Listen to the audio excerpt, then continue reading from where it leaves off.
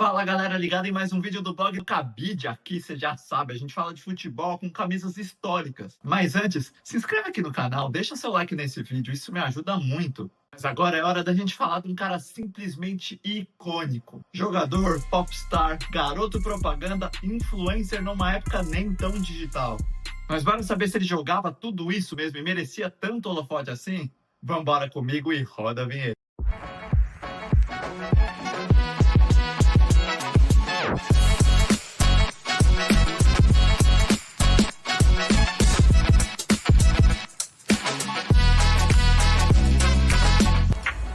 Vamos começar essa história do começo.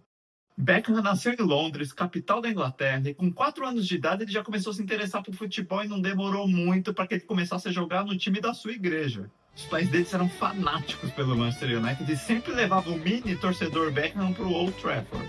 E já com 7 anos ele entrou para a escolinha de futebol do Sir Bob Charlton, ídolo do clube. E foi com essa camisa vermelha que o garoto prodígio se firmou, fazendo sucesso nas categorias de base. Na real, ele era só mais um de uma das melhores safras de jogadores do clube. Se liga, nada mais nada menos que Ryan Giggs, Butch, Beckham, os irmãos Gary Neville e Phil Neville e Paul Scholes de uma só vez. A chamada turma de 92 subiu da base para ganhar os títulos mais importantes do futebol nos anos 90 e 2000. Foram 12 títulos, entre eles 6 vezes o campeonato inglês, uma Liga dos Campeões e um Mundial de Clubes. Época que permitiu David ser eleito 2 vezes o segundo melhor jogador do mundo pela FIFA. Cara, mesmo ele sendo meio campo, ele fazia gol, mas muito gol. Cara, era só tapa de qualidade, é um gol mais bonito que o outro e as imagens dos gols deles rodavam o mundo.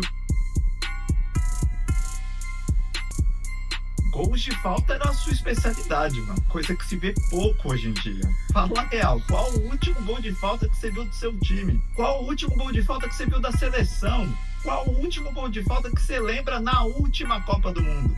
Esse cara fazia aos montes de um jeito único de bater na bola, uma inclinação característica dele que até nos jogos de videogame na época começava a se imitar. Sem falar nos passes milimétricos e geniais, velho. Ele deixava geral de cara pro crime. Recebia a bola no pé, na cabeça, era só empurrar pras redes.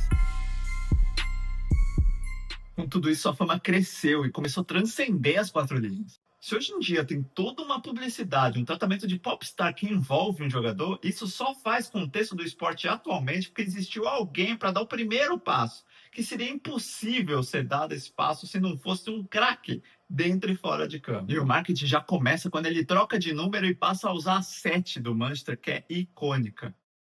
É como se fosse a camisa 10 da seleção brasileira. Os grandes craques do Manchester sempre vestem ela.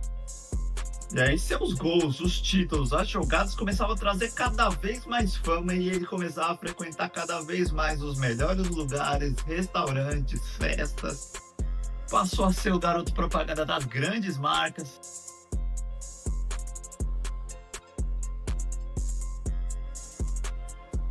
Criou um estereótipo de atleta que hoje todo mundo segue, mas que na época nem existia.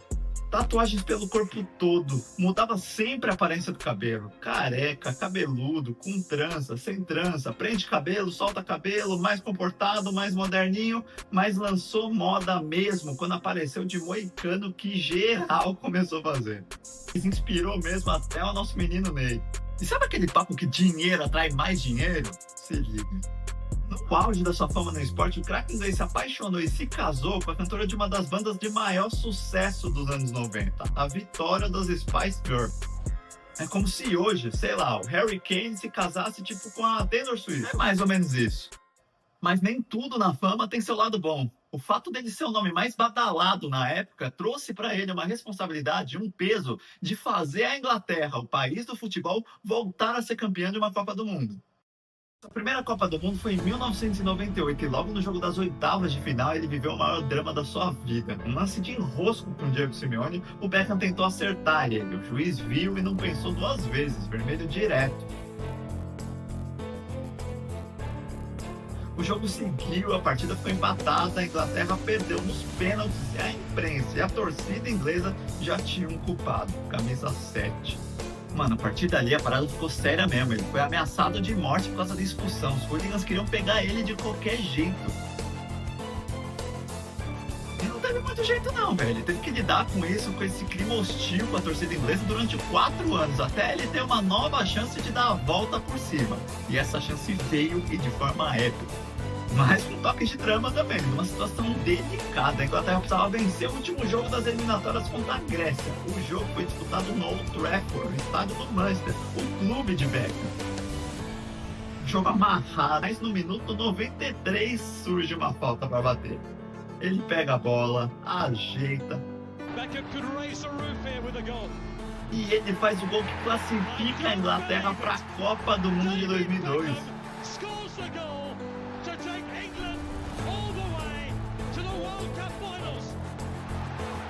E se você acha que isso foi o bastante, o sorteio da Copa preparou uma surpresa na fase de grupos. Nada mais, nada menos que a mesma Argentina do Simeone pelo caminho. Um baita jogo cativado, disputado até que pênalti para a Inglaterra e todas as câmeras se viram para ele. Ele pega a bola e...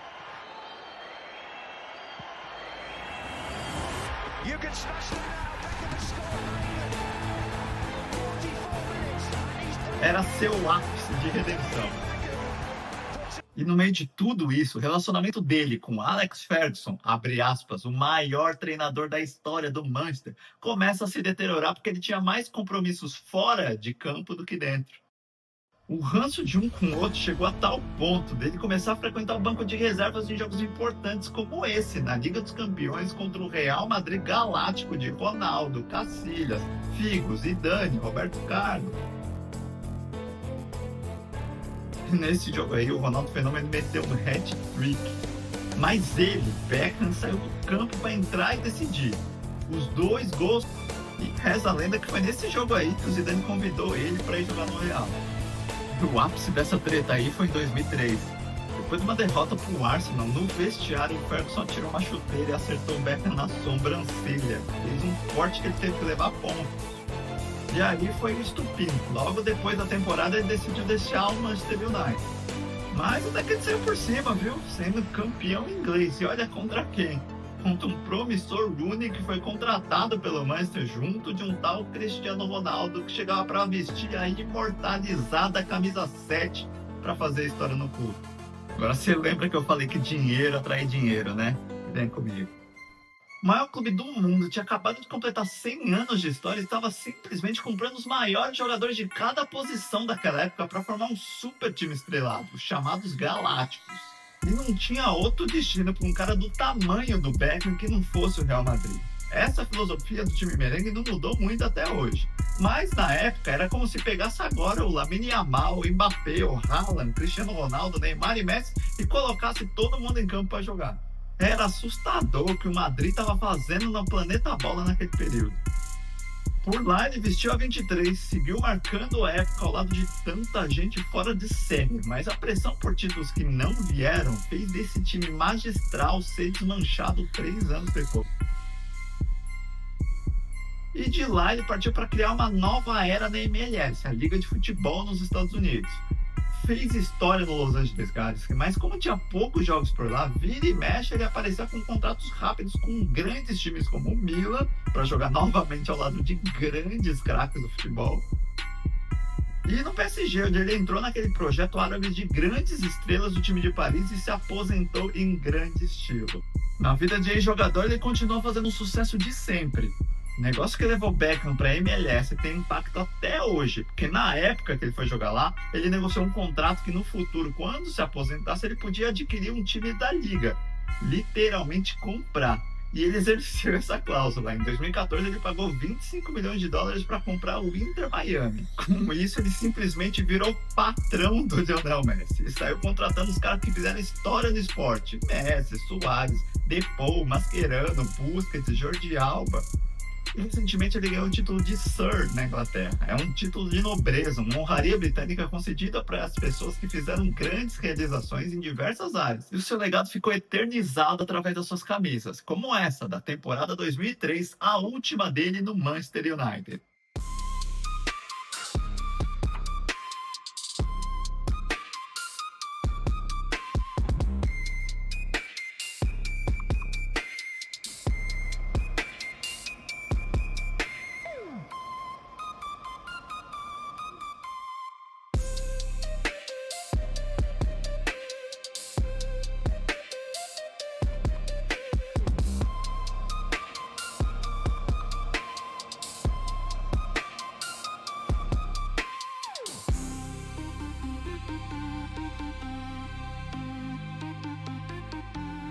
Mas agora esse conteúdo vai chegando ao final e eu te espero no próximo vídeo, a próxima história, a próxima camisa. Valeu!